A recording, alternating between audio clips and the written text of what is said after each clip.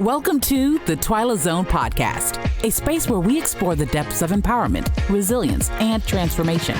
I'm your host, Twyla Garrett, and I'm thrilled to embark on this journey with you. So whether you're seeking inspiration, guidance, or simply a moment of reflection, welcome to the Twyla Zone podcast, where empowerment meets transformation, and every story has the potential to ignite change. Let's embark on this journey together. Are you ready? Let's dive in. Hello, everybody. Welcome to the Twyla Zone. And today is going to be phenomenal. A good friend, a good colleague, and an amazing woman in finance. This is the financial diva. And if you don't know, you're going to know when this is over with who Victoria Woods is. Believe me, I think we are going to have one of the most frank conversations I've had on this podcast, and you are going to be delighted.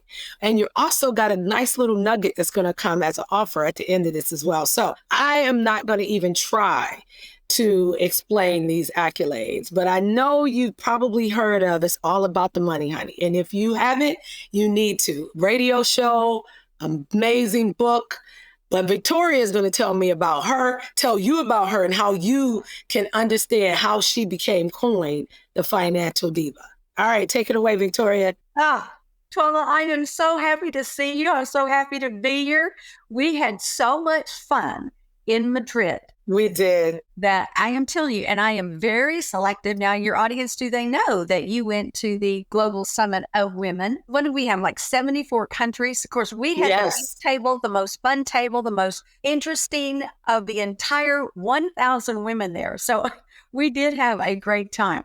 And I just love the fact that the table, sometimes for me, it just happens. I sit at the right table next to the right person. It just, God blesses me that way all the time. Oh, yes. All of the women that were at our particular table, not one, it was phenomenal. The differences in all of us. So I was so delighted to meet you, and thank you for inviting me to be on your podcast. So the Financial Diva was actually raised, darling, in Fort Worth, Texas, in what we call a little box. It's a box house. We had 9 people, 2 rooms. I cooked for my brothers and sisters on a cook plate.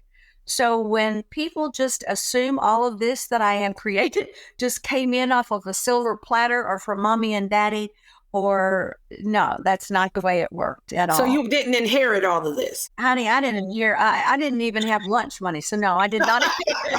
No, I did not. My husband jokes the fact that all the time that, I can eat anything in the world. I mean, we travel a lot and I eat everything. And he was just like, oh, don't worry. He's like, I can't have that. That might, mess me up. But my wife, she eats dirt and rocks. She grew up under, she grew up under rocks, so she can eat anything because I do. I go to Korea and I eat the kimchi and I eat eel. That's right. I want to try it all, honey, because you never know what I'm going to love. So, no, I was raised very, very, I don't even think the word humble is humble enough.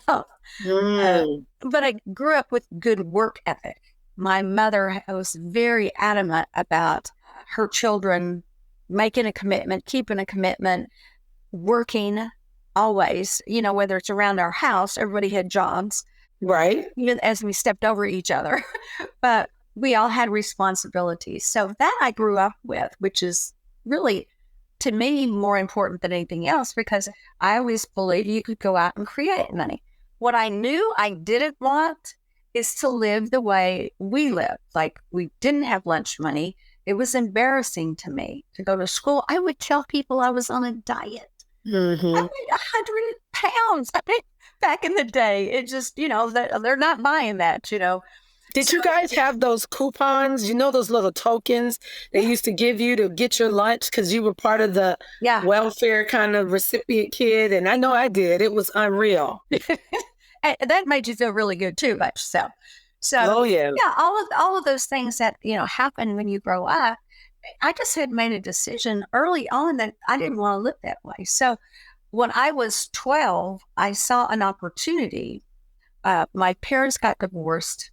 Bad enough. So we're living in this little box, and we had a chain link fence, and there was an apartment complex behind our house. So I'm over there playing with all my friends, and I start seeing all these little kids running around. They need some supervision, and I'm coordinating games, and I'm doing this and doing that. And so before I knew it, I had a babysitting conglomerate going on Wow. At 12 years old, I wouldn't let a 12-year-old take care of one of my kids. But 12 years old, I was taking care of 6 kids. Because when I realized if I'm taking What? care of one of them, if I'm taking care of one of them, and these are all kind of single moms, they've been divorced, so they needed help. Oh, wow. They trusted you to just go and, oh my I goodness. was very responsible. And I mean, Okay. but it was because they saw how I was, and I thought about this years later, why would they trust me? It's because they saw how I cared for the kids on the playground and organized everybody. And I'm the little runt, but I organized everybody, and it was all controlled chaos. It was fun, but everybody had a job, and I watched everyone, and even infants. This woman, I had these little ones, were some of them 11 years old, and here I'm a 12-year-old. But I had this little baby. I'll never forget. I love little babies. And but I had all of them, and I could manage them all. And I realized if I'm taking care of one of them, well, if I do 6, I can make 6 times much more money. Wow. And it all worked. And then we moved. Oh, that was bad. That was so bad for me. But that's why people say I've been working since I was 12 years old. So that I had that little entrepreneurial spirit that, well, if I didn't get it from my parents, it wasn't handed to me like we ruin our kids now. I say we ruin them. We're going to talk about that because I agree with you. I think we have given them too much and not enough of the spirit of fight and competition and earning. Yes. And you should, well, we'll talk about that later. But the point is that, I got all that work ethic, and I saw an opportunity and seized it. It wasn't somebody told me I had, well, maybe you should go do this. That's just, I realized later that that's just innately who I am. I saw a problem, I created a solution, and it was a win-win for everybody. And for me, that's how I've lived my life. It's always got to be a win. Like my clients, someone brings me a new strategy. And okay, I'll give you an example. This guy right now, he's sending me all these gifts. He's been doing it for 2 years. And just this week, he sent me a lockbox. He thought this will get her. He sent me a lockbox. Now, honey, I'm talking about gifts. Like, he sent me a red drone helicopter. The guy really wants my business. So my Yeah, he got a helicopter. Yeah, he got roses, maybe some champagne. You get a helicopter. Okay. That's what I said. No, so she says to him, so he sends him with this lockbox and says, because I'm not responding to all of these gifts he's sending me. He sent me a trip. And right now he's trying to get me to come to Nashville and all expenses and all this stuff. So he sends me this lockbox, and he says, if she will, she has to call me, return my call, to get the combination to the. I love it. I love it. Listen, that is the most ingenious tool I've ever heard of. He sent me 2 boxes of cookies called Love at First Bite or something. I never heard of them. These cookies are like £1 a piece or 2 boxes of them. Well, that got my attention, but I'm like, now I got to go to the gym, and I'm not real happy with you. I don't know, big guy. That was the right thing to do. And I was fighting people. I go, you can have that one and that one and that one. That's right. You got to give them away because otherwise they're going on your tummy. But I said, don't you dare touch the chocolate chip cookies. Oh, okay. So I know how to get to you. I know chocolate chip is your weakness. Okay. But I did tell him that. So, but now he sends me this lockbox. But that's how creative people can be. And it's very flattering. But it was funny because you said, send me champagne, send me this, send me something I really like. So he called my assistant and said, one of them, and said, Lynn, well, what if she doesn't want the cookies and it's a helicopter Ross? What? Can I send her some Starbucks gift cards? And she goes, okay, buddy, this is the deal. First of all, if you're going to send her something, send her a lobster from Maine, send her something she can eat that she really loves. But you're smart to at least ask, right? That's right. To call and say, what is it that would get her attention and show her? And she said, well, not Starbucks, because she doesn't even drink coffee. And she poo-poos people that spend that kind of stupid money. She thinks it's foolish. So probably not a good idea. Now, the lobster, she can get her attention. So then she says, but the truth is, and this is what I instill in my team, the truth is, the only way to get her attention is to provide a solution that she doesn't already have for her clients. That's right. It's the only way to get to her. And once you guys figure that out, that she can buy her own drone if she wants, she can buy her own lockbox, she can take her own trip, she can buy her own dinner. What she doesn't have is that if it's something she doesn't have that will benefit her client, then you've got her attention. That's the only way. So that's what I love it. I love it. I mean, this is amazing because one of the things that I love about you is that people, when we grew up and I grew up, they think that we have silver spoons. I've been in events and they go, oh my God, Twyla, I know you came out of Harvard and yeah, right. Okay. Yeah. So you had the silver spoon growing up. I said, no, I was bused from the inner city of Cleveland. And they go, what?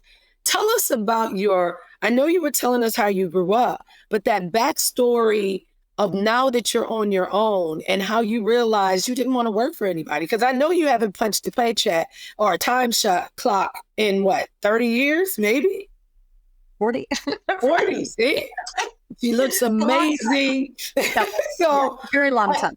So talk about it. I mean, when did you realize that you were going to go entrepreneur all the way and no way where you're going to look back at, and there's nothing wrong. And I say this in all jest, there's amazing employees and there's amazing employers. Right. And you got to know your sweet spot, but you knew that direction was entrepreneurial for you. When did you know that? Well, like I said, when you really think about me, starting the babysitting conglomeration, my little empire, that really should have been my first clue. Like everyone else, you go get a job. And I was working 3 jobs while I paid for myself to go to college. I had a fashion degree. And when I was working for that company, back in the day, they were one of the top 3. It was always Montgomery Ward, Sears, and Penny. And every quarter, every year, one would be number 1, one would be number 2. They just jockeyed back and forth. So when I went to work for them, I was working 3 jobs. And I taught a Wendy Ward class. I was a preteen model for them. I worked in the junior department. I mean, I was working 3 jobs and was hostessing, all so that I could afford to go to a junior college at the time. So, and I got a fashion degree. And that's what I thought my world was going to be. Totally fashion. I mean, that was my passion, my love. I was great at it. I loved when a woman would come in, and you think about this. You come to me and you say, I've got this job interview. Great. I don't take you to party dresses. I weed out everything that's not going to help you look your best for this job interview. And or you come in and you say, I'm going to get something for this funeral I've got to go to. Then you take them to, you weed out everything. A woman named Paula Erickson did an interview, a newspaper interview for me. It was supposed to be a little blip about business. And she started talking to me about my history. Ended up being a 2-page article. Oh, wow. And about weaving. And she wove it, though. She said, so Victoria, you have taken what you learned in the fashion industry that you loved and you were passionate about, and you've brought that into the world of finance, because what you do is the same thing. You weed out all the things, because there's thousands of things to invest in. You've got to know your client, know their objective, discover what they want. I mean, it's a process. It's not like they just come in and you say, oh, you got to have this stock and this. No, that's not how it should work. That's how it works out in the real world out there, but not for us. For us, it's all about discovering what your goals are and what kind of lifestyle you want to live. Not your neighbor, not your brother, your sister, your girlfriend. No, it's what do you want? What does that look like to you? So for me, it's like creating Disneyland for adults. Wow. That's a great way to put it. Yeah, it is. It's like, you just tell me what you want. Because some clients, there's going to be advisors, Twyla, that tell you, oh, don't spend any money, don't do this. Oh, honey, I'm like, you earned it, you spend it, where are we going? Yeah, I have that advisor now that's like, Twyla, no, you're going to Africa, maybe we shouldn't do this, maybe we shouldn't do that. But no, I mean, you got to beat your own drum. And I love beating my own drum. And here's the beautiful thing is, we know how to make money. Yeah. Right? No, I'm not afraid to go broke, because I've been broke. I'm a PhD in broke. Yeah. So that's why we got our PhD in broke a long time ago. Yeah, it has never occurred to me, except when I did leave. So I left the corporate world because, this is a sad story. I was running 6 departments in the store. And I was probably, 22, 23. Wow. By that time, I think I was 24, 25 when that happened. So but still in your mid-20s. And I'm running all these departments. And that's when we introduced SKUs. And so you have like cosmetics, you have millions of SKUs. Every lipstick had one.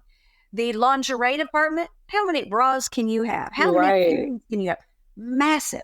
I had the junior department. I had the candy department. I had the small appliances, they call them, which are your blow dryers, your curling irons, and all those things. And I'm deserving of a raise, and I don't think you should ask. I think it should be recognized. And I'm top salesperson in the store. Wow. So I'm thinking, this goes on a while. So I know budgets are coming up, and I decided to have a meeting with the president of the store manager, not president. He's a store. I did work for the president too. We could talk about that later. But for what, he's the store manager. So I waited till it was a quiet, nice night. I asked him if I could, have time with him. Absolutely. He recruited me from Fort Worth to Dallas. So you've uprooted. You've done all of this. Okay. Yeah. And I've been with him for probably 3 or 4 years and top sales, everything. Love his stories. Mr. Acid. I love him. Just the greatest guy ever. And I sit down and I explain to him why I believe that I should have an increase in my compensation on my base. And he says to me, "You're right." He said, "Absolutely. However, I only have so much in the budget, Victoria. So I have to give it to, I'm giving it to that increase in my budget to Bob, the furniture store, furniture manager, who has a total of maybe 50 SKUs, who sits on his fat hiney most of the time, and I'm running that store and selling more than I outsell him." And I go, I said, "Well, sir, I don't agree with that." And he said, "Well, Victoria, you have to understand, you're a single woman." What? He is married with 3 children. Victoria, that is absolutely asinine. I had a similar situation when I was in the government. I was doing foreign military sales, which is exactly what it says, selling weapons to NATO. And I remember my boss came to me and says, "You need to do all of this work." And I'm like, "Look, I just got off of these trips. How do I need to go on these trips? I need to take a break." And they said, "No, everybody else has kids and they have families and events to go to. You're single. So ride with it. And you need to be able to live with this." And I'm like, "Are you kidding me?" So I'm being penalized because I'm a single woman. And he said, "You're single. Yes, you have the availability." So I left that night and I went home. I was pretty calm about it, I thought. And I said, and you have to respect, it's his decision. I said, "Well, if that's your decision, I guess I have a decision to make." And so I go home. I call up my girlfriend. That's what we always do, right? I call up my girlfriend, Karen Malone. We call it Pegs. I'm like telling her what happened. I'm like, "Can you believe this?" So I finally get up the courage to ask, and this is what happened. And she started laughing. She goes, "Well, just tell me, did you jump up on his desk and take his 3-hole punch and hit him over the head? That's all I want to know." Oh, gosh. I'll never forget it. And she got me to laugh because I was so upset. And I was like, "Well, no, but I should have. That's what I should have done." And so I made a vow right then that, and they would do stupid things, like want me to do all this paperwork. And I'd say, "You want your top salesperson. It's more important for me to sit in an office and put a schedule together that anybody can do for all these people that work for me. That's easy. I can give that to an assistant." But no, they want me to do it. I'm thinking, "No, you want me out there selling. It's what you want me to do. That's right. Taking care of your clients, because I am the top sales, and I'm always going to be. I don't have a problem. Any industry I'm going to be in, I'm going to be the top sales. Because if I get into it, I'm going to be passionate about it. And I'm going to learn everything I possibly can to be the best." So when I left, I gave a 2-week notice the next day. That was gracious. And I gave a 2-week notice. And when I'm walking out the door that day, he still doesn't believe me. Mr. Acid's walking next to me. We're going west outside the door. The sun is setting, and he's like, now, when this doesn't work out for you, you always have a home. You're welcome back here anytime. We want you to be the first female store manager in the company, Victoria. That's what we're grooming you for. 2 mistakes. Big mistake. Well, first, very smart of him to walk me to the door and, no closing doors and slamming and crossing bridges and all that. We don't bring burden, nothing. So that was smart for him to do that. However, for him to say to me, if it doesn't work out and this is all, then you're open. That was smart to say, you're here. We've got a place for you always. 2 things wrong with that.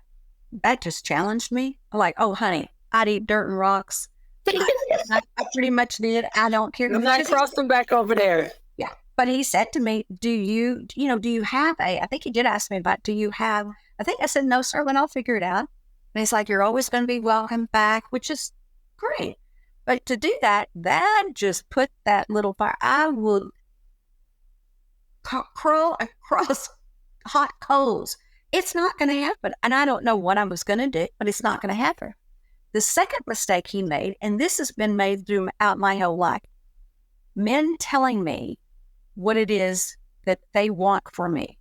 They wanted me to be the first female store manager at a very obviously young, I would have been like 30 years old and be crazy. Right. But they would have given me a store. Men in the radio show business, they will say to me, we'll give you a show. You talk about whatever you want. We're going to make you the next Rush Limbaugh of the nation. You have no idea how good you are. Again, gentlemen, ask me, Victoria, do you have an interest in being a store manager? Exactly. Talk to you, right? Talk to you. Ask me, discover what Victoria wants. I remember standing at that elevator with Citadel because they asked me to come over to their station. I'm on iHeart. And they asked me to come over and sit in for some of the men. And I was like, hold on. First of all, are those boys, big jocks that they are they going to be unhappy? They got a skirt sitting in their chair. Because I know how they are. Oh, and they were so not happy. But he says, well, I'm the boss. I make the decisions. Okay, as long as you're good with this. But then tracing me down to the elevator and telling me what he wants for me. And what I said, and then you realize, well, that just really benefits them. Exactly. So, when you're on TV, when you're on they call you great TV and they offer you all these TV shows. Again, ask Victoria, what do you want? And that's why I think we're so successful for that simple reason, Twyla. We ask our clients and potential, because I got to like you. That's our reputation. I didn't know it till a woman told me. Sitting across from me in my boardroom, when she said to me, her husband had passed away and she told my team she had a substantial amount of money. Well, that's, you telling me it's Oprah, substantial is substantial. You telling me somebody else, I kind of think if she had only, $2 million in her checking account, she'd think she was broke. So it's all relative. Right. So when I met with her and I visited with her, and it was substantial, and to anybody's means in our country, to any female, it would be very substantial. And at the end of our discussion, she says to me, Victoria, you have a reputation out there. It's like, again, just okay, you got to brace yourself. Am I ready for this? And she said, you have a reputation that you only take on clients that you've liked. So I really, really hope you like. That's flattering. I was I need to be one of your clients, sweetie. I need to come and make sure my portfolios are sitting over there with the diva. Yeah. But no, that makes a lot of sense. You are dealing with the most intimate piece of people's lives, right? Absolutely. And you're also unveiling or unearthing all of their dirt and rocks in their lives, right? So they have to be comfortable to work with you. They have to be. You do have to be. And that's why how I gain clients is when they meet me. Because seeing my book or hearing about us, it's kind of the financial diva. I don't think I'm worthy and all these kind of things that people think. And 2, when they come into my office, it's really pretty nice. I'm on 3.5 acres. I built a park for myself. Oh, wonderful. Beautiful building that's like, people walk in and go, this is like the Bellagio Hotel, Victoria, free. I mean, there's a lot of I granite. do not doubt it. I do not doubt it at all. I mean, black granite. I mean, my desk is 12 foot long. I mean, it's really pretty. So sometimes too, I see them glaze over.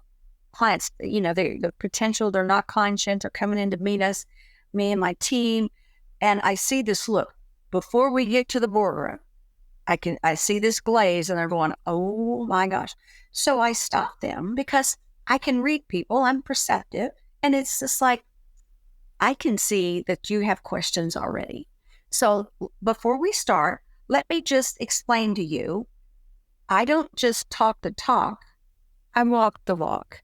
I own my stuff. Everything you see here, I own. You don't pay. I can see you going, oh my gosh, got to pay a mortgage. It's going to be outrageous.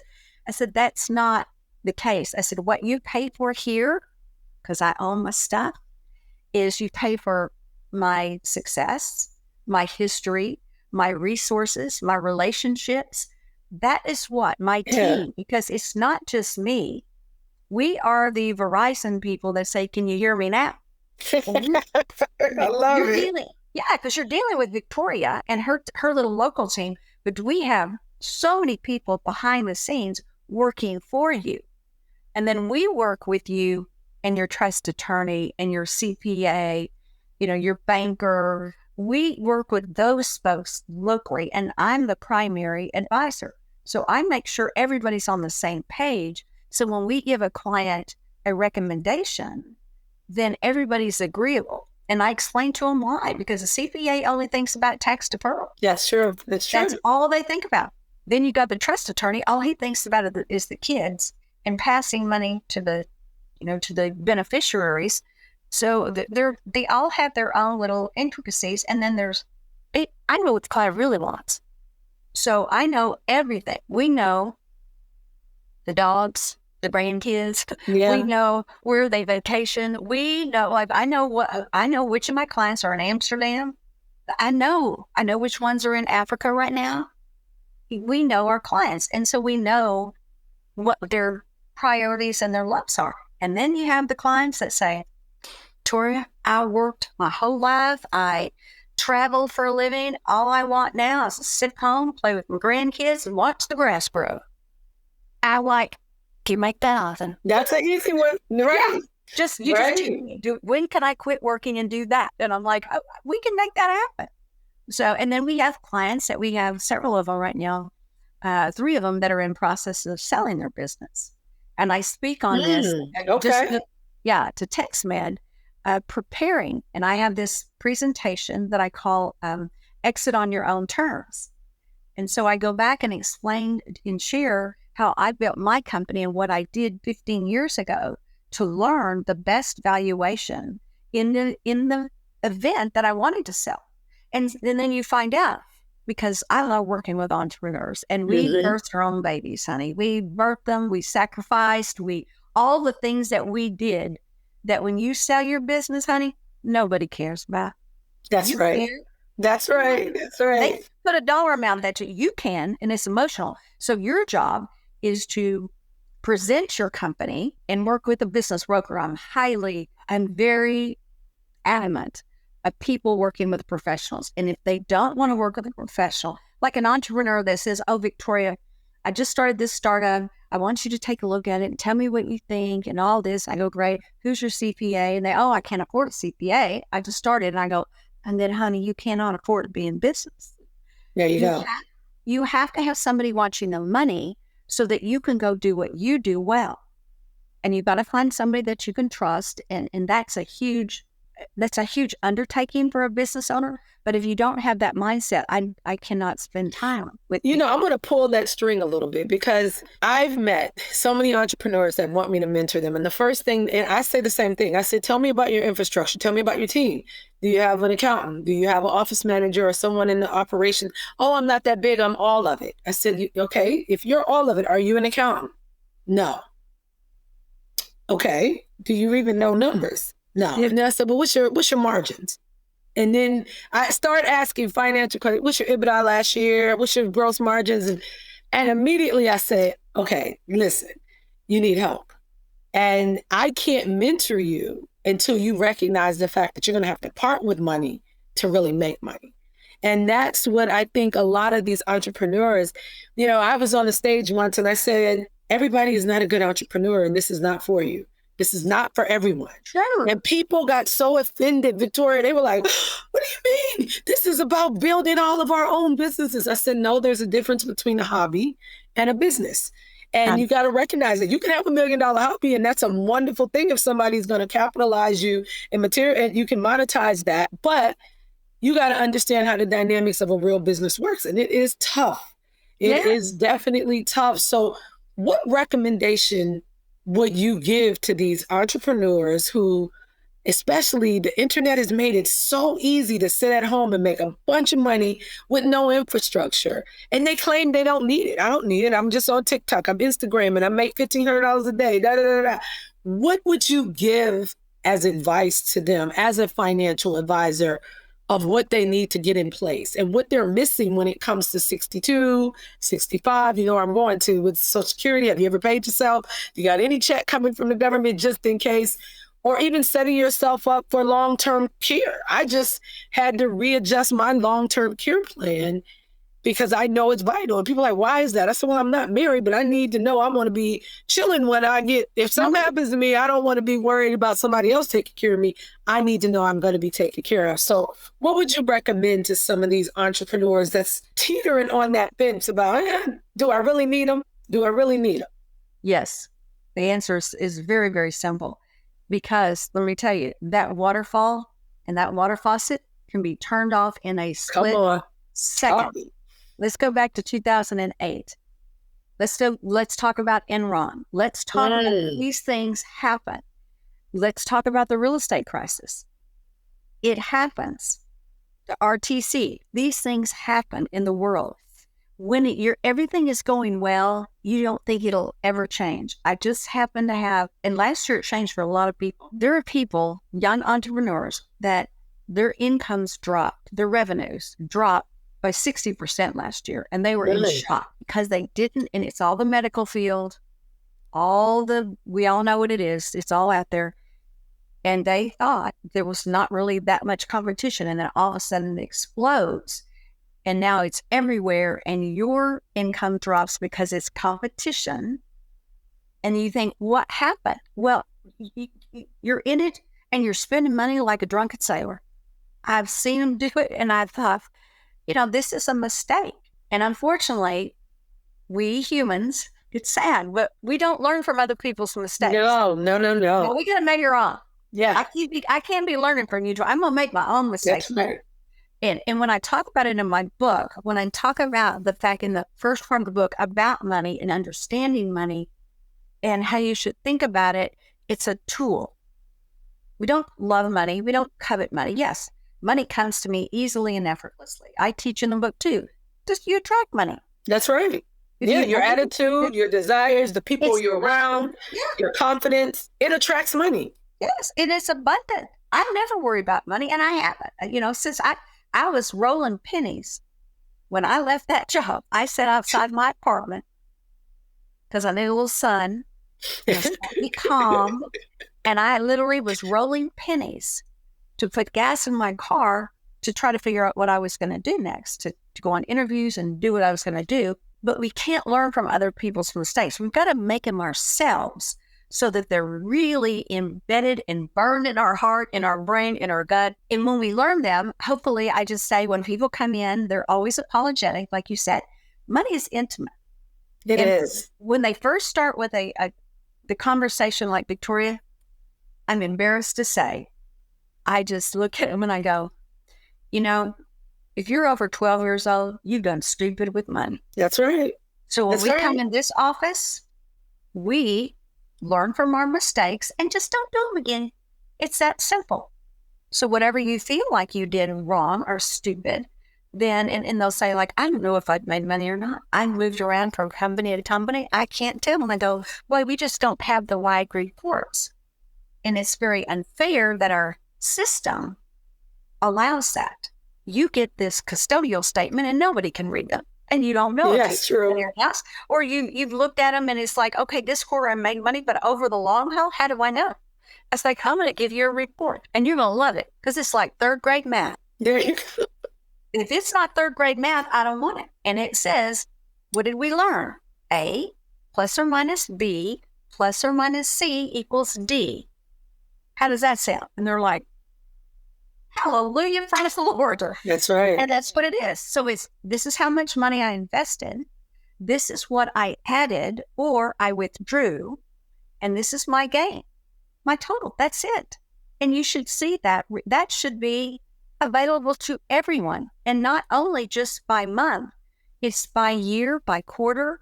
So you see it all together and you're like, dang, I did a great job by not cashing in 2008.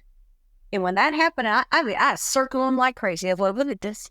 Be proud of yourself. Oh, I got a couple and I wrote it out. I was like, oh my God, I can't believe how this account went from this to this. And now I look at it now and be like, holy hell. I said, Yep. I mean, it's definitely better than what it ever was. Exactly. Just sitting and you had, here's the thing I've learned because I grew up and I got my last welfare certificate actually sitting right up on this counter when I was on welfare at 19. And I recognized that money was not everything, right? I know other people, even though when we were in the hood, you needed it, you needed something to survive. I think the best blessing of having a welfare certificate was that the certificate was paper and it was like a coupon book, right? It didn't really look like money. Yeah. And so my sense of money was more about having things and making sure I got out of the hood and could see some grass and maybe one day have a house. And it never was, okay, I got to have $1 billion or $1 million to feel like I am wealthy. And as I grew my portfolio and grew my assets and realized I'm in the M Club and I made it over the hump, it was one of those things that be like, to be able to say that in my 30s was like, whoa, that was a major, major accomplishment. But the goal was not dangling that money in front of us, right? So what do you think about mindset, though? And I really want you to address people who don't have a lot. If you were me, if I was your client and I just told you I only have $150, maybe a month, Victoria, that's nothing. I know you won't see me. How could I grow that to mean anything? What would you advise them on shifting their mindset and that it is something that they can do? Yes. And I talk about this in my book because I've never forgotten when I deal with hundreds of millions, let's be honest, hundreds of millions of dollars, you would think you would get numb to the fact, honey, when you come from where we came from, that's right. You will read in my, a dollar is a dollar. That's right. It's simple as that. A dollar is a dollar. And when people say to me, I only have 150, I know how you feel. I was there. I thought I had to save all this money before I ever went to an advisor or I ever started investing. I had to save all this. And then I didn't know what to do with it. Thank goodness I got recruited in the financial world. And it took the boys a bit of time, but it was the best thing that could have ever happened because I've been so successful. And success to me is not about all of this stuff. Success to me is like, I've helped so many families. That's right. It's who you can help now. Yes. It's how much you can impart knowledge and charitable contributions. And that's the goal of this, is that when you get wealth, it's not about what you're stashing in your pocket. Of course, you're going to leave your family, hopefully a legacy that they can move and build on. But it's being able to affect change in the world and with other people. See, this is our motto in our office, is that we have several. Victoria's all about for those who say it cannot be done, should never interrupt those doing it. That's there you go. I love it. That's the thing that sits on my desk over here. But when we talk about, what you can do, it starts with education. And the education is, where do you get it? I didn't know where to go get it. I got lucky. Again, God blesses me all the time. Puts people in my path that changed the trajectory. And I was in the fashion world, but changed the trajectory of my life and of so many people that I have been able to help. Because in our office, this is what we talk about. We have the opportunity every single day to get up knowing we get to make a positive financial difference in people's lives. We save them. And I know that. When people say, Victoria, when are you going to retire? Why do you keep doing this? Why do you do a radio show every week? And why do you travel and, helping all these people and mentoring these girls and things? It's because I know without a doubt that I get the opportunity to affect every day. Who gets that? Yeah. I get to create Disneyland for people, their families, their children, their grandchildren. Nothing thrills me more than when a grandparent calls and says, Victoria, I want to take the whole family on a Disney cruise, or I want to take the whole family to Disneyland or something. Okay, well, that's going to cost us a little bit of money here. So let's go see where we're going to get this $50,000 because this is going to be a little trip here we're talking about. But I don't say, oh, God, no, you don't want to do that. No, I say, let's go look and see where's the best place, wherever the market is right now. Let's go find the best place to take these funds so you can go create memories with your family. I love doing that. Yeah. And when someone says, I want to go to Sydney, Australia. So, but you got to get to that point. So the first thing you do is you accumulate. The first and best way to start accumulating, and we say only $150. I started people 30 years ago on a salary savings program for like $40 a month. There you go. I ran into one of these operation managers at a fundraiser who walked by my table and looks down. His name was Ralph. He looks down and says, Diva, I hadn't seen this man in probably 15 years. He said, I still have that savings account that you started for me. So I'm going to retire this year. And I'm like, isn't that so much joy that you see the fruits of your labor actually materialize and matriculate to something amazing? And then for them to just say, thank you. Yeah. Right. Thank you for that nugget. You imparted a nugget into that person that just took off. So everybody that's listening, did you hear what she just said? She had these people start off with $40. Yeah. Right? You can start off with whatever. The goal is accumulation. Yes. And the younger you start, the better. So let's give you two quick things here, how important this is. First of all, when you do this, if you work for your W-2 employee and you have a 401k, absolutely start it now, get it going. Mm-hmm. Then what you do is that you match whatever your employer matches. Now, I had this girl call me from American Airlines, been with them for like 25 years, and just, I'm not going to participate in that plan. I don't know why you tell people that. Name was Linda. I said, well, Linda, because it's a smart thing to do. And she says to me, yeah, but they don't match. And I said, well, honey, I said, so you think you're going to punish American Airlines? Right. For contributing to punishing yourself. Because you're punishing yourself. Mm-hmm. Because all of that money, let's just say it's $100, that money is building tax deferred for you. Now, why would the government do something so generous? Well, because they know Social Security is not enough to live on. They don't want to be worrying about you down the road. So they're going to give us this tax deferral. So now your dollars are not taxed. And then that money that you earn, that interest, now you're earning interest. And then that money plus that interest is earning interest extra. It's compounding. Do that first. And especially all of these plans, which I love, that now offer you a Roth plan, because the Roth is non-taxable to you when you take it out. So that's tax-free money to you, and you need to have a balance. So if you have a Roth opportunity, as well as a 401k, absolutely. And you want to start it, be consistent, don't borrow against it, live on your means. And I would tell these people when they started with $40, if they had debt though, I say, I'm sorry, I can't let you do this. You got to go get yourself out of debt first. Yes, that credit. Absolutely. And back in the day, they'd have $1,000 and think they're going to carry that their whole life. Well, look at that. So do you want to earn in the market, let's say, an average of 10%, which we know that's what's earned over the lifespan? Or do you want to pay 27% to the credit card company, guaranteed? They put it on paper. Now, we did help lobby to make sure that credit card companies, I used to be on, I don't know if you know who Charles Payne is, but Charles. Yeah. Oh, smartest guy up there. Charles and I would do these, and I've done them for other people, but Charles, I really enjoy Charles because he really is the smartest guy up there in New York.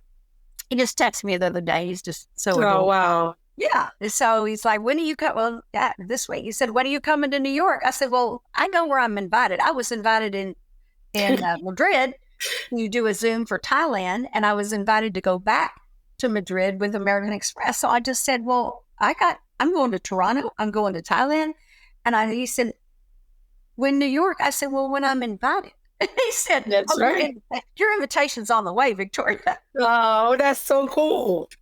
So, just taking that $150, now they have what they call these, I don't even know what the term is anymore, but it's like, you don't have to pick and choose anymore. You just say, you know what? I'm retiring in 15 years. I'm retiring in 25 years. I'm retiring in 30. You just pick those. They've already put together. Those prepackaged funds that just invest. Yeah. It's diversified.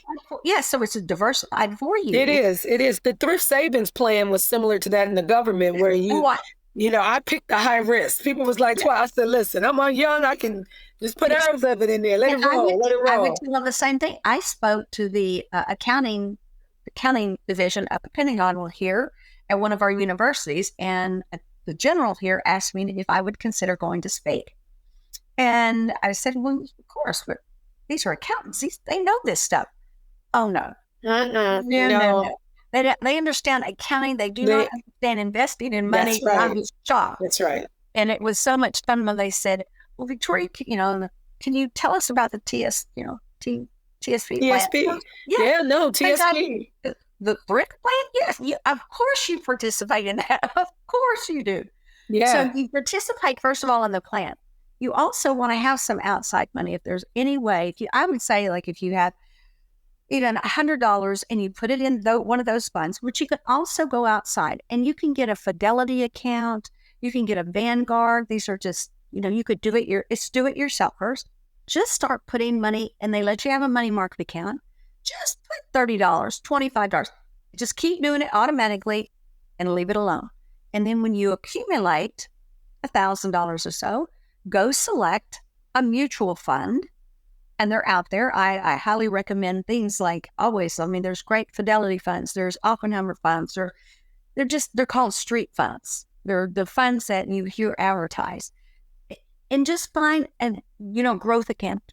Just start putting some away and then leave it alone. Because if you're 19 years old, and I do this class for the university here, and the VOTAC is the one that does this one. The VOTAC brings in these young kids, and I say young, they're sophomores or juniors. Mm-hmm. They have to qualify. It's a leadership class. In 30 minutes, they have me come in and talk about money. And I show them how if you start saving $40 a week, you will be a millionaire if you start at the age of 18. If you wait, like everybody's like, I can't yet, I can't afford it. And then I point out that beautiful blouse you have on there, Twyla. That cost you, by the way. Where'd you get that? Yeah. So I asked them, so they already get the mindset that I can do this if I really want to. If you wait till you're 27, run the numbers. It's 27, and I talk about this in my book.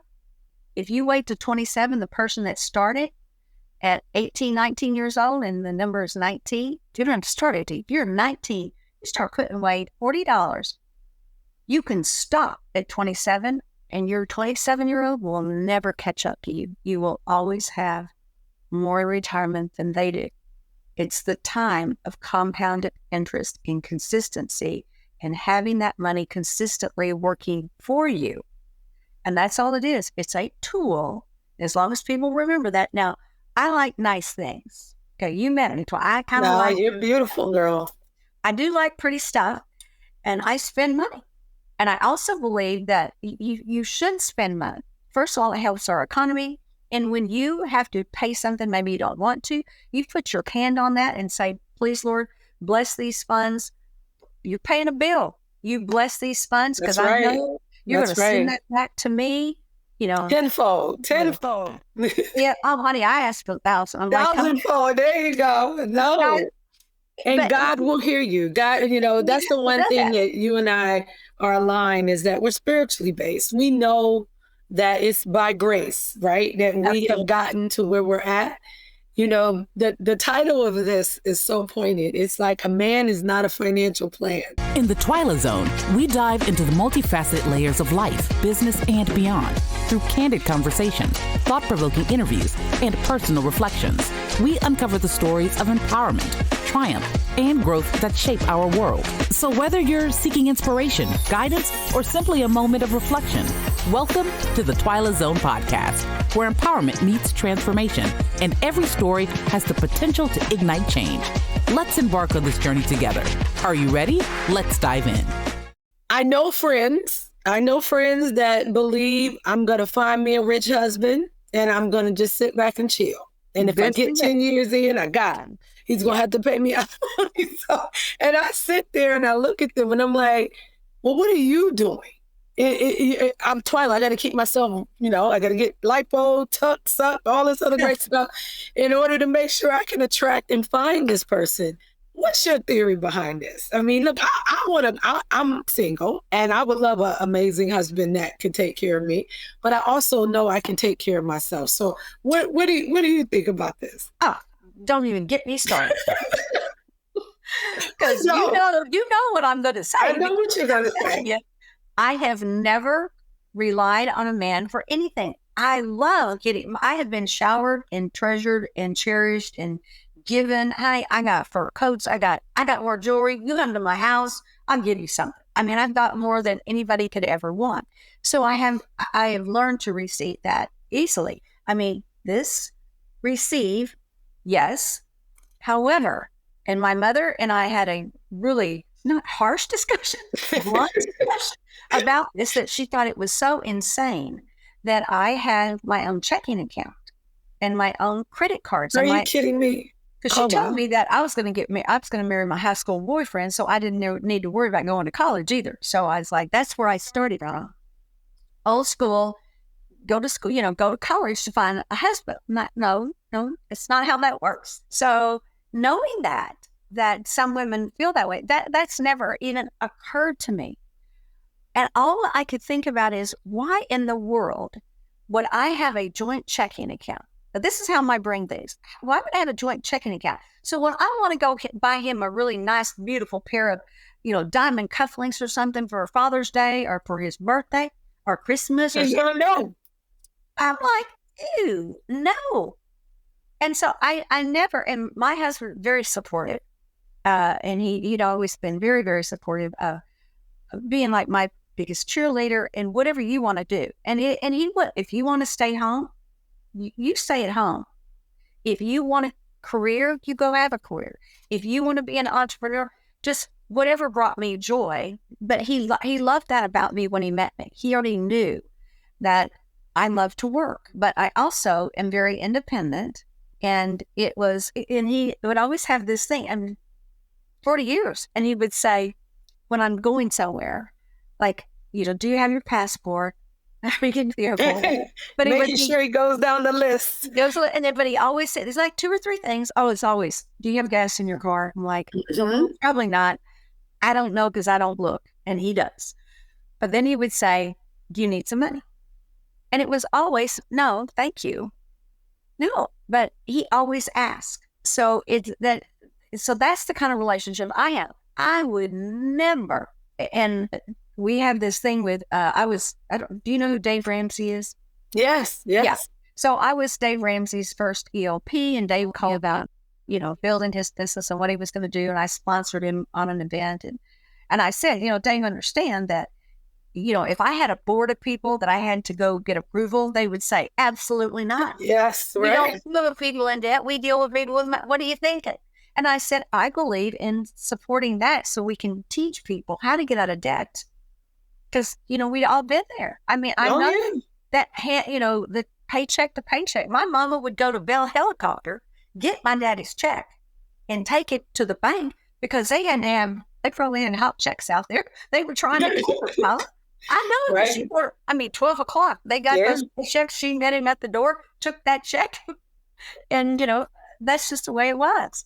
So, when you're raised that way, it never occurred to me to have joint anything. Now, we do have a joint savings account that we both say, okay, we're putting this into this, and you got, who's going to pay for the house and who's going to pay for it.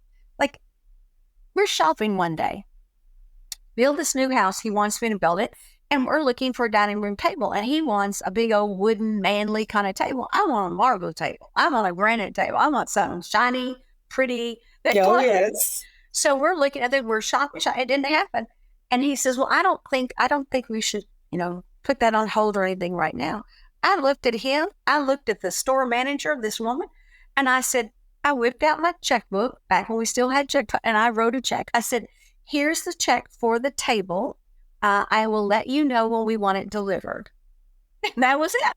It's just no. This is what I want. This is what I want. You got me to build this house. And the dining room is important to me because it's a pretty room. I want the pretty rooms. You can have your man cave stuff, but I want the pretty room. And it's going to be pretty. It's going to be cream colored marble. So one of the things, though, I want to ask you, though, Victoria, have you seen the situations from your clients where the man was the plan? And then he's gone. Oh, absolutely. And now what? And so, because I know a lot of people think, I got him. Meh. No, you don't. Well, the way you probably got him is the way he's probably going to exit to get something else. The shinier toy or kitten, whatever in the toy box. So, absolutely. How do you address that situation? Because I know as an advisor, you've seen the divorces. I'm sure you've seen the battle of battles. And so how do you feel, or what recommendation do you give when you want to be that, and then you really don't have anything into the relationship other than pretty and beauty? Well, and there's two sides to this, Twyla. Let's start with the divorce. Okay, you think you got it. Well, honey, you got it until you don't. Mm-hmm. Simple as that. You got it until you don't. And if you continue to rely on that, I believe every woman should have, and I can tell you how to do this. If you're married and if you want to be a stay-at-home, taking care of princess, that's okay because you still do stuff. So you list the things that you do to support that household. Absolutely. That's right. Honey, if I don't clean my house. I got Miss Monica, but honey, I manage Miss Monica. So there's a management fee. There's if you there are taxi driver fees. I love you, Victoria. She said I got a management fee. That's I love you. Yeah. I know you're telling the truth, and I believe it, and it's true. Honey, it is true. You manage. Listen, you think about this while you're managing your kids if you have them. That's a full-time job. But then you're managing your household. You're the CEO. You are managing your house cleaners, your window cleaners, absolutely, your lawn service, your lawn maintenance, your tree man. I mean, the list goes on. Your plumbers. Probably your in-laws, if they live in. You got the in-laws and the caretaker. You're the in-laws. You're the caretaker. There's a list. So when he is earning an income, you have to sit down. This is when you get married. Y'all, I'm in love, and we all do it. It all happened. Oh, we're in love, and now nothing's ever going to go wrong. Oh, yeah. And when you get married, that is a business contract. Come on, talk about it. You're married. It's a business contract. So when you sit down and you do this before you are married, because he will do anything you want before you get married. So number one, you sit down and say, okay, if I stay at home and take care of the home and you, what is the value of that? And you light it out. And that percentage, whatever you and he decide is your salary, your compensation, that goes into your checking account. It's yours. However you want to spend it. That is up to you. And you want to add groceries in there. Okay, what is grocery going to shop? And somebody's got to shop for these groceries. And you list all of that. And then you put that into your own personal account. And then you manage that money. Now, you come into a relationship. How many women do we know that have gotten married? Got one right now, all in love, and she's going to get married. But what happens? No, she owns 3 businesses. That is called a prenup. Yes, you got to have it. Get married. You got to have it. Yep. Had a woman 3 years ago, so 2019, loses her husband. Kind of a bizarre story. She runs into her high school love who had gone off to Vietnam, He was gone. So he said, it's not right for you. So she ends up marrying somebody else. They separate. They come back literally like 6 months before her husband passes away. And so they develop this relationship and she wants to get married like right away. And I talked to her about a prenup. And she says, oh, no. That just takes all the love out of it. No, Victoria, I'm not going to do it. I was like, her name is Jo. It's Jo. You're a smart woman. Now, let me explain to you why we're going to do this. And I said, we're going to make it really simple so you don't have to worry about it. I'm going to get with your trust attorney. So I don't leave it up to them to do. Oh, no, I don't. No. I'm calling the trust attorney. I'm telling him what we want. I know he's going to want to make it like 11 pages. I will tell him it's going to be 1 page max, and it's very simple to protect you and to protect your children, because then the kids are going to be resentful for him, worrying that he marries you for the money that mommy and daddy made together. So what happens? They get married. Oh, she did the prenup. Lord heaven. She does the prenup. They get married. 2 years later, they're divorced. Yeah, it was not pretty. And it was her. She's like, oh no, because again, I don't have to put up with this. You know, women, when you're independent, though, it's like, no, we have. Yeah, when you're fed up, you're fed up. Yeah, we talk about these boundaries. That's a whole nother. We could talk for days. No, I'm getting you back. We're going to talk boundaries. We're going to get you back for sure. But you're absolutely right. I think people ask me now, well, Twyla, you know, a prenup will take the love out of it. I said, no, I need to protect my legacy. Here's the thing, I'm not done yet. So whatever I grow and build with you, we gonna rock till the moon fall off. But anything prior to that, I have to make sure that my legacy as a Garrett will live on. And let me tell you, Paula, I'm going to give you some advice here. And I tell people all the time, you know, they pay me a lot of money for my advice. Mm-hmm. Either you take it or you don't, but I'm going to document that I gave it to you. And for me, when you do a prenup, it is anything you created prior. And for me too, in my prenup, it was anything. At the time, got nothing. But I had a little business I had started, cosmetic business and all. So everything that I had then and or created in the future, never knew about this financial creation, this being one of the top wealth managers in the country. Wow, that's true. Not even on the radar. So the prenup is what's yours is yours and what's yours is yours. And if we decide we do something together, like if we did something where we jointly were president and, you know, chair or vice president, we created it together, it would be different. You create a business, it's yours. Love it. And that way you just say, that way, if you want to give somebody something, you can. If you don't, you say... You don't have to. No, because it's in the prenup. And for him, too. It's whatever he creates. If you agree to that, I agree to that because that's what I wanted. I would agree with that wholeheartedly. Yeah. Because I want someone is driven or at least has their own drive to move and shake the way they want. So at the end of the day, I think we can come together and have a great time. But I'm on a path and a journey that I want to create a legacy for my family and other individuals. Like we said, the beautiful thing about where we're at right now, Victoria, in our life is that we have the abundance to affect change and make change. And at least in my neighborhood in Cleveland, Ohio, I am dedicated with my foundation, with my nonprofit to go back and make that difference. And then now into Africa, where as a diaspora, I can now really affect, you know, people from 2 or 3 generations, 10 generations before me that actually worked on their back to get us here and get us into this position. So I agree. I'm down with the prenup. We need to have that conversation because I think it's a lot of misnomers around it and a lot of falsehoods. You see all the little celebrity people on TV and or they had it or they didn't have it and they took it all or it doesn't work. I've heard people say it doesn't matter. A prenup can be overturned. I would love to have you back. And when we talk about those particular things, because a friend of mine told me, well, you only need a prenup if you got millions of dollars. I said, no, that's not the case. No, that's not the case. I didn't have nothing at the time. And what I have now, and that's why a prenup, and if it's written properly, the way that, you know, looking towards the future, and it can be very simple.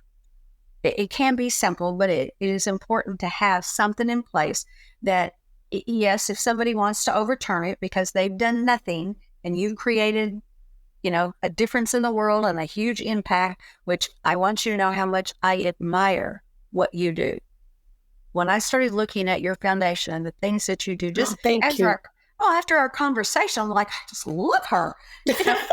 Girl, the love is back to you. I select certain people because I go to these conferences and I can't be friends with 1,000 people. I got to decide who are these important people. And you were one, and the girl from Thailand. Oh, yes. The girl from Thailand. Was it Shannon, I think is her name? Yeah. It's on a panel, and she wants me to do this. So I was like, honey, I'll come. She goes, we need help.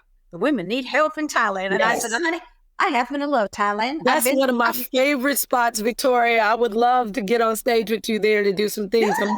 I'm working on a couple of things. I like to actually see how we can incorporate you in our financial literacy in Africa. So we're creating some things in Africa that's really going to need some financial literacy and investment strategies and people getting their first home ownership. How does that affect their lives? And someone like you who's been at a whole different level and has taken this to a whole different level can really affect change because they can see a way forward. You make it so easy. Well, you're a financial wizard, but most people don't like financial people because they're afraid of them. But you're so approachable. Yeah, Yeah, but I look like a financial person. I always wear the navy blue suit. And then No, you don't. So, I tried that one time back in the day, back when I was trying to look more mature and everything, as I was, because I'm little and I bounce around there, like 112, 15 pounds, and I'm we'd be all over the place. Years old and just, just buzzing around. And I'm just like, I got to get serious. So I took my contacts off. I've got glasses on. I wore a little pinstripe little suit with a little bow tie. Oh, no. You went to the bow tie too? Oh, yeah. Pocket protector. You probably had a pocket protector. Well, no. It didn't go that far. It was the glasses. The glasses I thought were bad enough because they were really big, But I looked at the picture and I just kept seeing this, like, that is an unhappy girl. That is not a happy person. I love it. So when I saw a picture of me in that little ugly suit, which I was trying so hard, to look more grown up so people would take me seriously. And darn, if I looked at that picture, I was like, oh, this is sad. This is a sad person. Enough. And then I was on an airplane and a woman named Carolyn Seamus. They did a story on her about how she was in real estate and the men that she was working with called her in and told her she was going to have to tone down her nail color. Oh. And it was back in the day when we had rings on every finger in the 70s, and she had a diamond in her insert, like an earring, a little tiny diamond, but it was put in her nail. And I was like, all this stuff's got to go. And she said, I left the meeting, kind of like I did with Mr. Asset. She left the meeting and said to herself, I guess I have a decision to make. Mm-hmm. I either do what they want me to do and be who they want and have it an easier road, or I quit, I forge my own. And she became the top realtor, driving an Excalibur. Wow. Up and down 75. Every time you'd see it, you just want to wave at her and just oh, that is so cool. Yay, Carolyn Seamus. So my goal in life at the time was like, I have to meet this. I mean, this was so instrumental in me having confidence because as we all know, if we can't see it, we can be it. So that's when right. we see a woman do, you go, you know what? That gives me permission, Twyla. It gives me permission to say, this is who Victoria is. And is it going to be easy still? No. Somebody's not going to like you because of the color of your shoes or the color of your nail polish, or they're going to find a reason not to. What do you care about? You care about being who you are. And so I decided when that happened, and my goal was to meet her. And I ran into her at a restaurant and bar called Elon's, where you had to line up to get in. It was crazy. And I see her, I was so excited. Oh. I worked my way through that room. I was like, swimming. There's so many people. Like I'm getting to her, and then I get there, and I was like, okay, now what do I say? I'm here. No. Tap her on the shoulder. It's like, because I don't get. I mean, I've met so many celebrities, and so Yes. none of that bothered. I mean, I never get starstruck at all. But with her, Made a difference. She paved the way. Yeah. And She so paved the way. so I just love being able to meet her and sharing with her, like people have shared with me, the difference that I made in their lives, financially. And it's, a dream has come true for her. They never thought they'd be able to go to Sydney, Australia for a month. Things like that. And they come back and they're so happy. And when my men clients buy these new cars, people like, I'm going, okay, wait a second. I didn't know we were buying that car. You're having this car, and it's like $125,000 car. And I go, ooh, ah, ooh, ah. And I was like, how did we do that? He goes, oh, Victoria, I didn't want to tell you about it. So I just started stashing cash because I knew I was going to buy that car. And I couldn't wait to come here and show it to you. And we all drive around in them, And so. Yeah. But you know what? The one beautiful thing about you is that it's your heart, right? People fall in love with you. They fall in love, I'm sure, with your team, because your team is probably echoing everything that you have. Yeah. Both your spirit, your light. In Madrid, you had a light shine on you there. And I think it just warms people up to the fact of having to deal with one of the most critical conversations that you ever have to have in your life, right? It's a reality check. I'm sure people cry on your sofa and they scream in your room and they hallelujah too. I mean, it's a whole emotional effect. Yeah, we jump for joy around here a lot, and we do hold hands when we have somebody pass, and that's part of our job, and that's the tough part.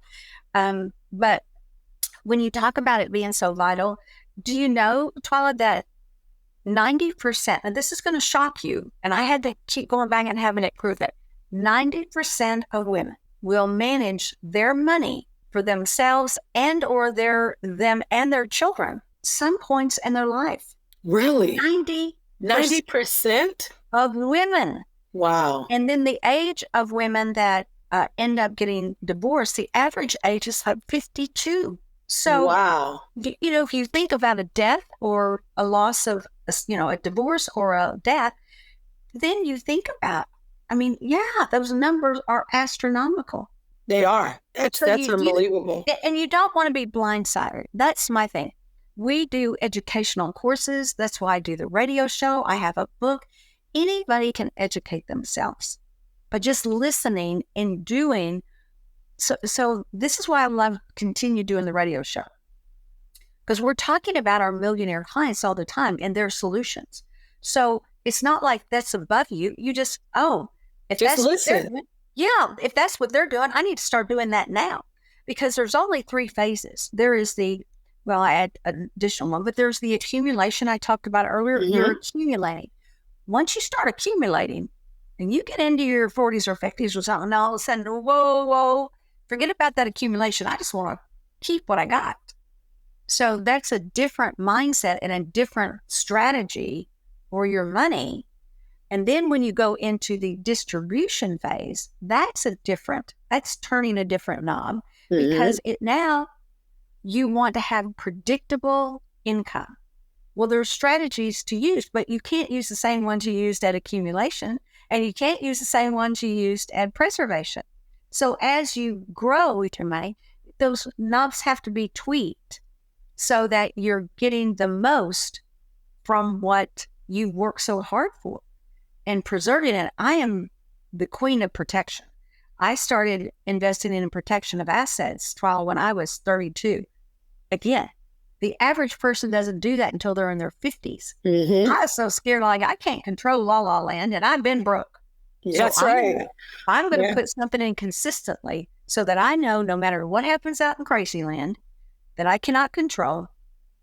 So many things you can't control. What you can control is the decisions that you make with your advisor based on your goals. So the most important thing you can do when you start talking I call it interviewing an advisor, is to take my checklist in my book and ask them those questions. Just that's your roadmap.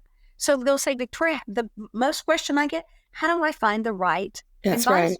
That's So right. in my book, what I talk about is finding the right advisor and the misconceptions. You think your CPA is? No, they're not a financial advisor. They're a tax advisor. And My so, CPA went bankrupt. How yeah, about see what I that? was saying? So, I mean, I'm not naming names, but I'm just saying you cannot think because they know books and accounting that they actually know how to run their own entire life in their books and So accounting. they're So, not smart about investing or managing. It's really managing your tool. And we don't make money. Printers make money. that's right. Printers make money. We earn it. We earn it by learning a skill and trading that skill for money. That's right. So it's just a tool, and you get your mind right, and there's abundance of it. There is no shortage of money. No, There's no yeah. shortage of clients. You There's sit no still shortage. enough, it'll come. You start thinking, and you Yeah. know, I love the fact that you gave the 3 nuggets, right? Accumulation, preservation, and then it's got to be dispersing.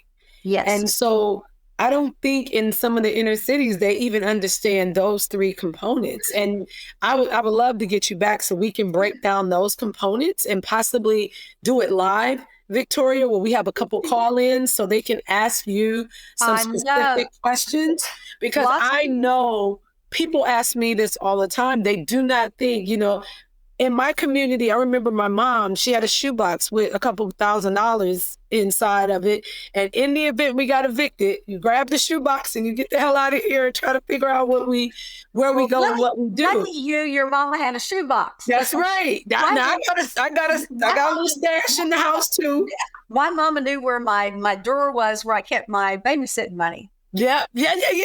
Should have never told her where it was. Listen, my dad realized I went to H&R Block Tax School and I was making some money, and I stashed it underneath my mattress, and he found it one day. It was like $4,000.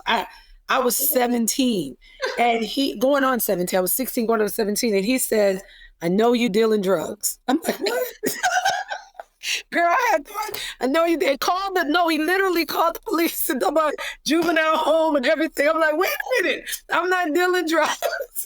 But he could not believe that I went to H&R Block, and they never asked me. I knew my social security number, my birth date, all my stuff. They never really remember. Back then you could get a job, they didn't ask for an ID. So I gave them all my information. I took my little check at the end of each little pay period, went to the corner store, cashed it, and spend a little money on myself, but that stashed everything else.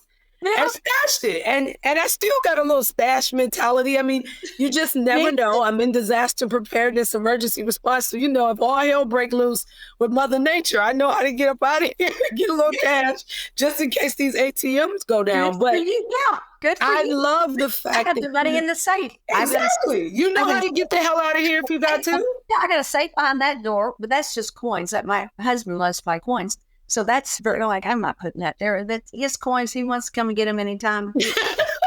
Not safe at the house. Oh no, there's cash in it all the time. You got to. I haven't been to a bank in 5 years.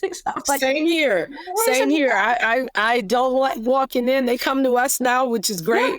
I remember the bankers, they wouldn't even give me a credit card, but now they knocking down our door for our business. So I tell people you really do have to take the mindset and shift it about what you know. And in the inner city, you just don't know. You don't learn. I think the welfare system is so broken that it just creates and perpetuates that same mentality. It's just a loop. You're that hamster on that wheel, and they really don't want to see you to come off that wheel. And that's part of what my foundation is going to do. But more importantly, I think our foundation needs your book, right? We need to get your book into the inner cities. I would love to buy a block of them and give them out at some of our events. But I want you to tell people how they can get your book, because I think more importantly, you made it simple. And you made it so that anyone, and let me say this, guys, for those who don't like to read, I don't know if you have an audiobook, Victoria, but here's the thing.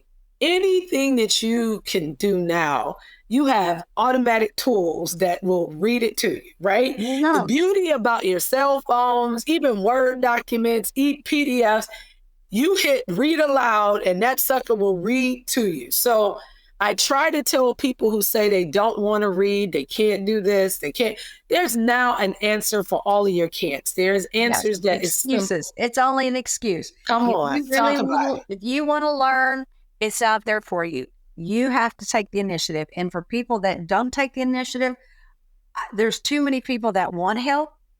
I'm your girl. There you go. All you have to tell me is, I want, I need, I am there.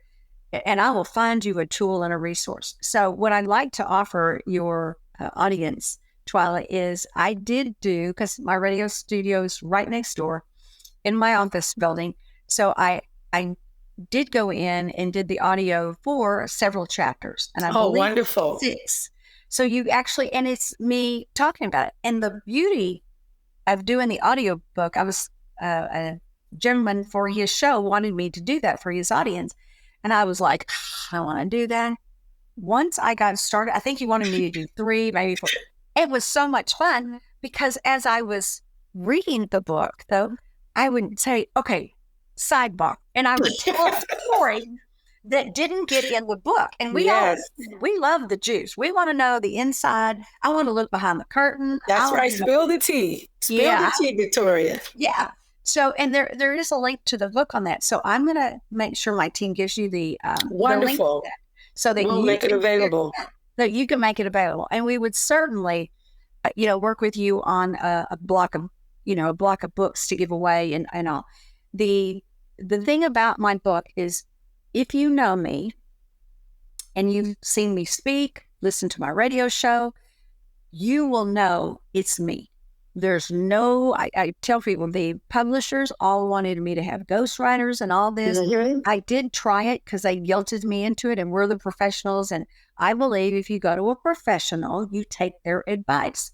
I did attempt it, and it was just no. It wasn't your voice. No. And I said, and it was very technical. Now, my book is really smart. However, I talk. So, and I write like I talk, so everybody can participate and everybody can learn. I have this thing about my radio show too. If we talk all this fancy, our own lingo, we can talk alpha and beta and standard deviation on this with my people. You don't do that with the public. That's right. If you start, and I give this is one of my rules in my office. If, Twyla, we're sitting down and having a conversation, and I said, if there's something that I say that you do not understand or you want me to repeat, I said, please, that is your responsibility, and I will. And women still don't want to do it. But see, I know the look. Yeah. And as soon as I see a woman get that look, I say, well, I said, is there something that I said that you didn't understand, or do I need to repeat that? Please share that with me. And they get scared and they're kind of embarrassed. And I say, but when I say it, they know I mean it. And they'll say, well, Victoria, you're using the word yield, and I just really don't understand what that word means. I said, thank you, because I can explain that. What yield means, and I show her the report, and this is what it means and how it affects you and your decision. Because if we don't help people understand, and you shut down, then you can't make a good decision, because your brain is, and you're not even listening to the rest, because all you're hearing is in your head is, okay, what does yield mean? What does she mean by that? How does that work? Is it important to me? What do I do with it? So if if they're questioning things in their head, there's no way they can hear what's important so they can make a decision, because you're now in the meeting. After all the discovery is sharing with them, these are now your options. So I have a 4-step process. I mean, it's a full 6-step of implementation, but you start with discovering what it is you want, and then weeding out anything that doesn't pertain to your goals. And there's a lot to weed out. Yeah. So you narrow it down so that these are the simple things that are going to meet your goals. Now let's look at each one of them and make sure that you understand how they work, because you get to make the decision. See, I already do. People know Victoria doesn't need to do this. She doesn't need to work. So they know she's doing this for my benefit, because they know, like, why are you here? Well, Victoria, has any of your clients gone away from your opinion? I'm sorry? Have any of your clients not taken your advice? occasionally. And when they have, they're men, and occasionally, and I have them sign a form saying, oh no, it's a separate form saying that I'm going to implement this for you. However, this is not my advice. Good. No, I tell them, no, if you want to do this, I'm going to do it because you pay me. I am going to do it. But you're also going to acknowledge that this is not my recommendation. I think it's too risky for your profile. But 99.9% of the time, always. And they say, but when they do this, I don't feel comfortable. Victoria, just tell me what to do. I was like, no, we do have to go through the process. This is your life, your money, and I'm going to make it as simple as possible for you. So you're going to understand it, or we're not doing it. That's right. I just talk in terms because the way I created the company, Twyla, was based on things that people came to me saying, I don't understand my statements. Oh, I can fix that for you. Took me 2 years to find better statements, but I can do that. I don't understand when I'm talking to my advisor, they make me feel stupid if I ask a question and they talk over my head and I go, now we can speak Greek and we can speak Roman with all the best of them, but in this office, we speak English. That's right. And you have the permission. And we insist on, if we say something that you're not quite sure you understand 100%, we stop until you do. And it doesn't happen very often because we really work at it, but occasionally it does. And I always compliment and it's usually women. Men don't even get the look. They're just kind of like stone-faced, Women will let you know. Yes. We'll be a little confused. You got the confused face. Yeah, and you know that. So what you do is you stop. You don't just plow through and just like, oh, she'll figure it. No, you stop and say, is there something that I said? You just simply ask the question. It's the right thing to do. Does it take longer? Yes, it does. Does it take a lot of patience? Yes. Is it the way we do things that we discover so much first? Because you can't, I don't talk to anybody until I see their statements. They don't get to me. They talk to my assistant. They do a client analysis. I get their analysis, their statement, and a discovery form. If I don't have those, it's simple to me. I don't see them. And people say, but, I've got $5 million. And they go, yeah, and she has a process. Yeah. That she knows works. It's for your benefit. And if you don't want to I had a guy that just told my husband, I'm giving her $1 million. My husband said, well, that's nice. But I said, I'm not even going to talk to the guy because I knew he wouldn't follow the process. I just knew I just loved the guy. And I was so wrong. I've been a client for over 20 years. Oh, wow. And it was, no, I give her $1 million. I'm going to give her 5. Now I'm going to give her 10. I'm like, hey, give the diva, take it and take care of it for me kind of thing. And that's one client that I was really surprised because when I sat them down, they wanted to meet in a bar and they wanted to have, I go, I don't do that. Now we can go to dinner and have drinks, but I don't discuss business. I don't think that's not Victoria. Anybody else can do it. Don't mind. We have a meeting here in my office and this is our process. If you choose to follow the process, because it kind of works. It's been working forever. It seems like it's been quite successful, my lady. If you don't lose any clients in 2008, you kind of got to go back and go, how did she do that? Yeah. So, our process works. And any time I have let anybody talk me in to deviating from it, it's not worked for the client. It's just, really? Yeah, it's just not worked. And I just go, I'm not doing it. And my team knows, don't even ask her.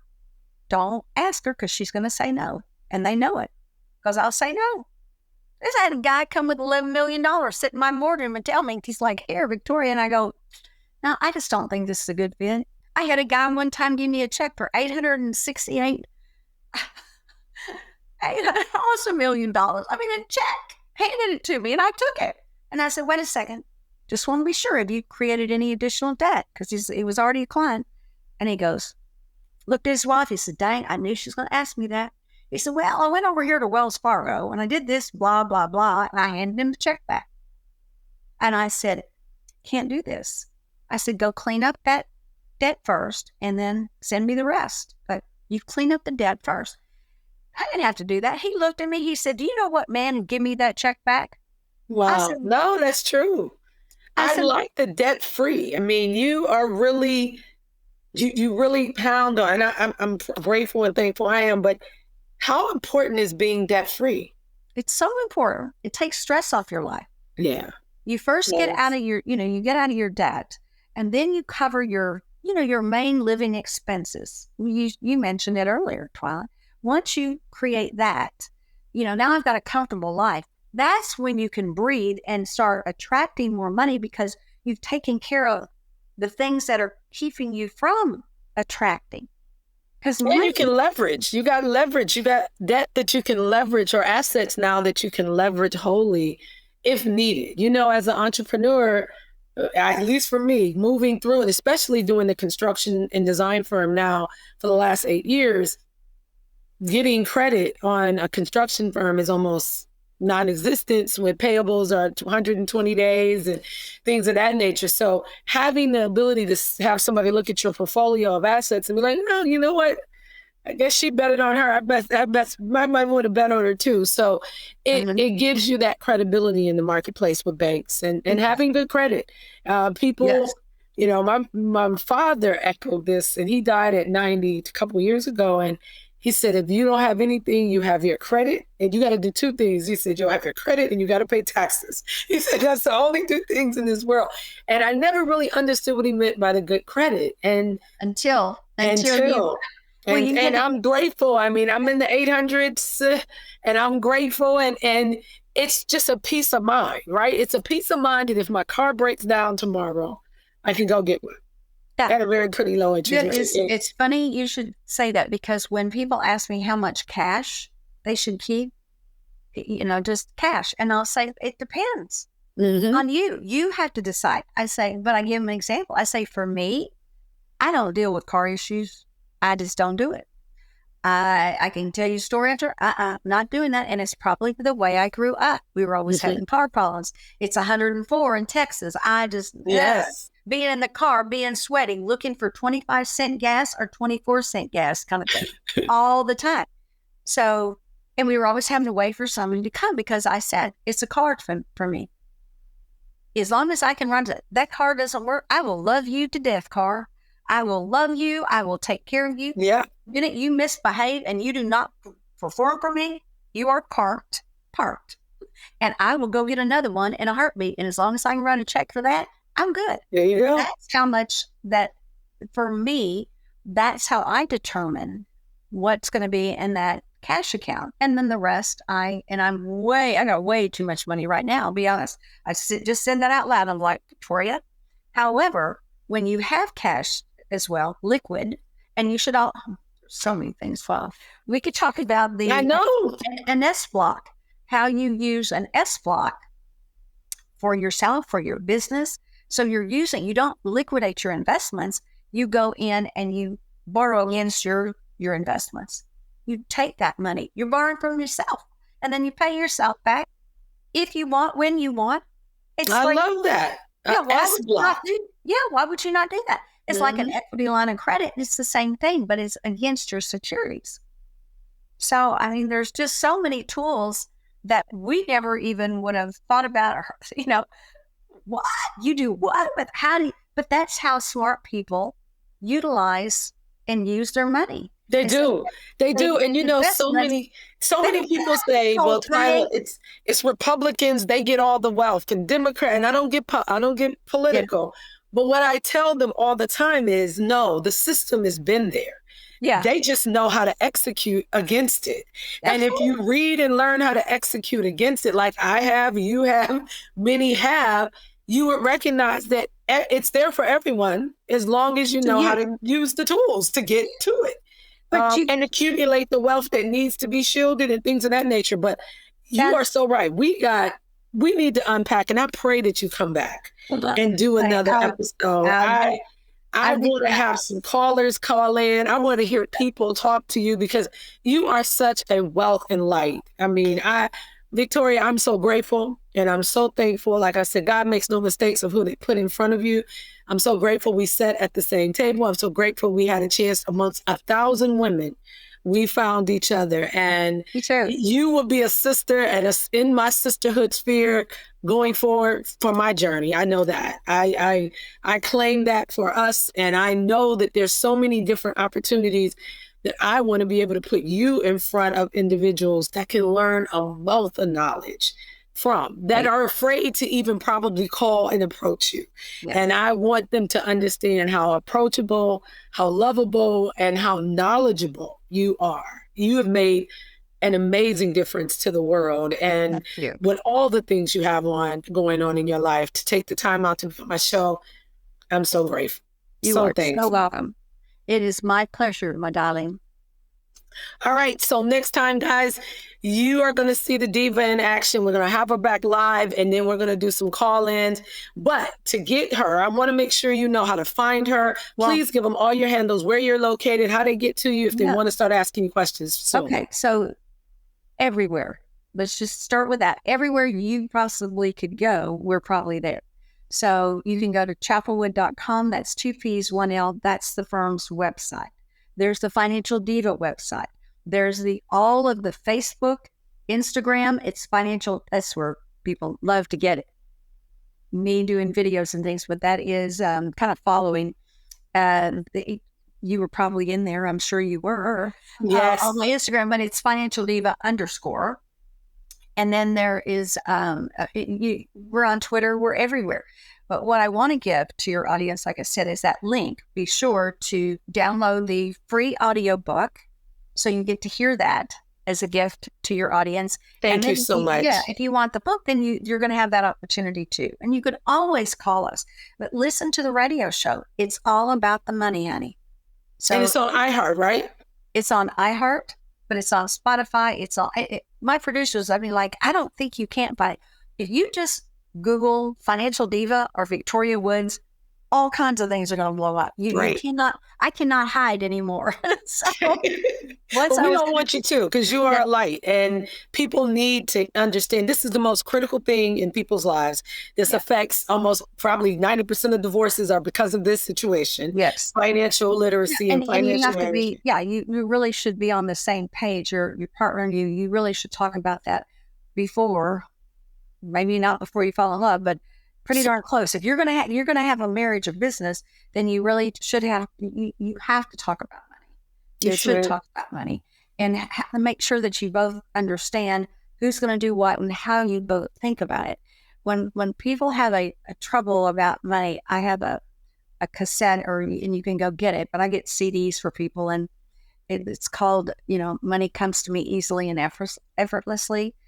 I mean, I listen to that still to this. I've been listening to it for probably 20 years at least. Wow. And I buy them again and again and give them to people, even people that don't even have. I go, what do I do with this disc? I go, get somebody to get it, put it in an old car, and listen to this. And there's mantras in there, but money flows to me easily and effortlessly. And when you get your mindset to that, I always understood there was a lot of wealth. It was like, where do I go get it? And then I changed my mindset of it just flows to me. I attract it. It flows to me easily and effortlessly. And there's a demonstration you use with water. If you slap your hand down on water, it hurts. But if you gently put your hand in water, it flows easily and effortlessly. That's right. So you just have to think of money that way. And when you're broke and you're poor and you don't know where to go or what to do, it's difficult to have that right mindset. So you have to start working on the flow of money to you and the abundance in the world. And then once you get it, then it's like, I became bulletproof about 27. Oh, I love it. Yeah. I love it. I've just grown and grown from that. But it's just, I got my mindset right. And I knew there was abundance. And then I started seeking. And the thing you said a while back about something about that made me think about growing. If we're not growing, we're dying. That's right. And if I'm going to stay, why do I do what I do? Because I can help people, number one. But number two, if I continually learn. If I'm not learning and I'm not growing, why am I taking up space on planet Earth? Come on. That's just I hear it. You're right. And we all can learn. Just because somebody isn't as successful as I am, I learn a wealth of information from them. And as long as they have the right mindset and attitude, I'm very careful Yes. about who I listen to. I want to know their credibility.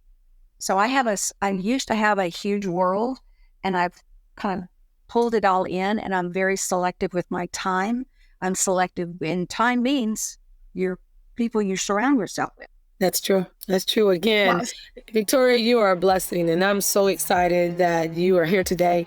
I'm so grateful that my audience gets to hear you and your amazing journey. And listen, you got to grab the book. I'm definitely going to help get that book out to the communities. When I come in and do my speaking and engagements and talk about financial literacy, I want to make sure you guys have this, because this is real life, folks. If you don't have financial literacy and your mindset doesn't get changed, you really end up shorting yourself in the end. And at the end of the day, you want to leave a legacy, and it's got to start within your mind. You got to believe of abundance. I believe of abundance.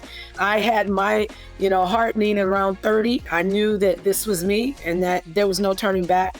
And my fearlessness around money, when it's not there, or anything I got to do is just open my arms, because it's coming, right? It's coming, because God has a way. So thank you again, Victoria. We're going to drop the link. You'll have the link in this, so you can go grab that audio. I think it's going to be amazing, and we're going to have her back live, so stay tuned. So again, thank you again, Victoria, for being part of it. The Financial Diva has been here at the Twyla Garrett podcast, and I'm so excited. Thank you again for being on the Twyla Zone. Thank you for joining us on this episode of the Twyla Zone podcast. We hope you found inspiration, insight, and a renewed sense of empowerment. Don't forget to subscribe to the Twyla Zone on your favorite podcast platform. If you have a story to share, a topic you'd like to explore, or simply want to connect, we'd love to hear from you. Stay tuned for more empowering episodes coming your way. Until next time, embrace your journey, embrace your power, and remember, you are capable of incredible things. Take care and keep shining.